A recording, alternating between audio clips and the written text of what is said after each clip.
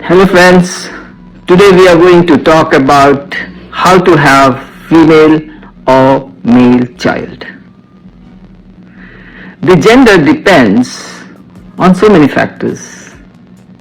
Nature, the God, controls, but there are factors which can be manipulated, can be controlled scientifically, and the male-female ratio generally is 50-50, isn't it? But we can apply our knowledge, understanding about the physiology of the body and apply. And in one of the old books, some of the factors were mentioned. We will talk about those 4 factors. One is, of course, you should know the day of ovulation, on the day of conception. On the day of ovulation, if conceived, the ovum is fresh, and of course the semen is as well fresh, and the chance of fertilization on the 14th day is more and favors a male child. When there is a spontaneous ovulation, there is more chance of a male child compared to when it is induced with medicines like clomiphene. First, about the day of ovulation, that's the 14th day from the first day of menstruation. But counting backward is more exact. Suppose the next ovulation would be when you can get the idea by calculating the next first day of menstruation. Suppose the next coming first day of menstruation is going to be 31st of a month, just minus 14 from that, and on the 17th of the month there will be day of ovulation if this time 1st of the month was the day of menstruation.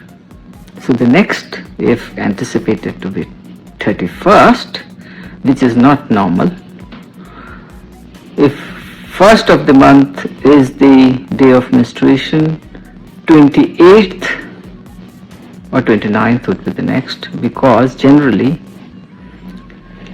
28 days menstrual cycle is there, but it might differ by a few days, shorter or longer.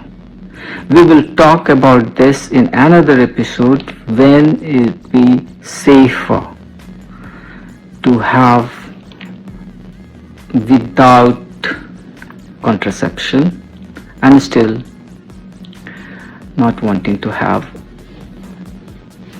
conception. So this is about the first factor which should be kept in mind, that generally it is the 14th day, the day of ovulation, if the first day is the day of start of menstruation. Second factor is that abstinence of the male partner helps in having male child. For 1 or 2 weeks abstinence helps in increasing the sperm count. And there is greater chance of a male child. The third factor is the birth canal acidity. Generally it is acidic. If washing is done before insemination with sodium bicarb solution, it helps in decreasing the acidity of the birth canal and the survival of the Y chromosome carrying spermatozoa. The X carrying spermatozoa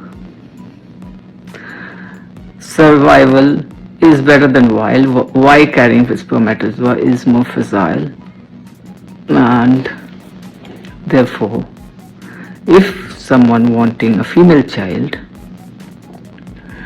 can do birth canal dosing washing with vinegar, acidic solution, which helps in having a female child if the birth canal pH is acidic. Now coming to the fourth, more important than all, is full gratification of the female partner with prolonged foreplay, especially the upper part of the female genitalia, stimulated and massaged for some minutes, such that there is increased secretion accumulation, copious amount of secretion accumulation in skin gland analog of prostate gland of males. Skin gland is the analog of prostate gland, which upon stimulation of the upper part of the female genitalia accumulates copious amount of secretion which squirts out at the climax of gratification through the female urethra, through which urine is passed. So there should be continued stimulation and massaging of the upper part of female genitalia for parasympathetic to come into play, to relax the entire body, and especially the entrance to the womb, the cervix, gets more opened up, more dilated, through which forceful ejection of semen can have bulk flow to the fundus of the uterus. Because when the ejaculation happens in the birth canal, liquefaction after a few minutes happens of the semen, and the first semen is the X carrying chromosome of this spermatozoa. So the winner is X chromosome carrying spermatozoa, and so conception, chance of conception of a female child is more.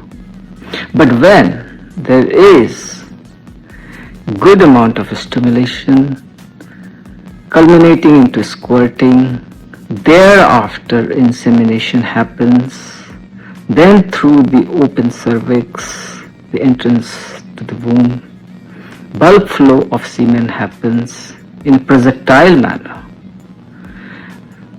because the prostate of a male contracts to squeeze out in a projectile manner the semen, which passes through the cervix to the fundus of the uterus and goes into the fallopian tube where the ovum is arriving or has already arrived and fertilizes. Therefore, it is very important how much the female partner has achieved gratification with continued stimulation of the upper part of the female genitalia before insemination. So to sum up, the 4 factors which should be considered to have one or the other gender are, besides of course the couple should be healthy, first is the day of ovulation, which is 14th day. Counting backward is more correct. Second is abstinence if wanting to have a male child.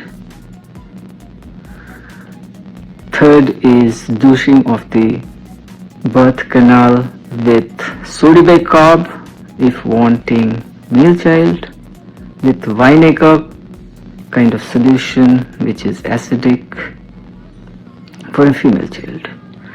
And finally, of course, female partner gratification should be to the full, should have so much stimulation that the squirting has already happened, reached the climax, cervix is opened up, the entrance to the womb, and thence insemination happens, then the chance of a male child is more.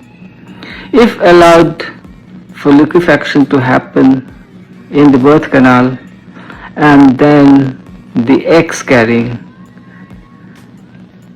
chromosome carrying spermatozoa swims and reaches, then the female child chance is more.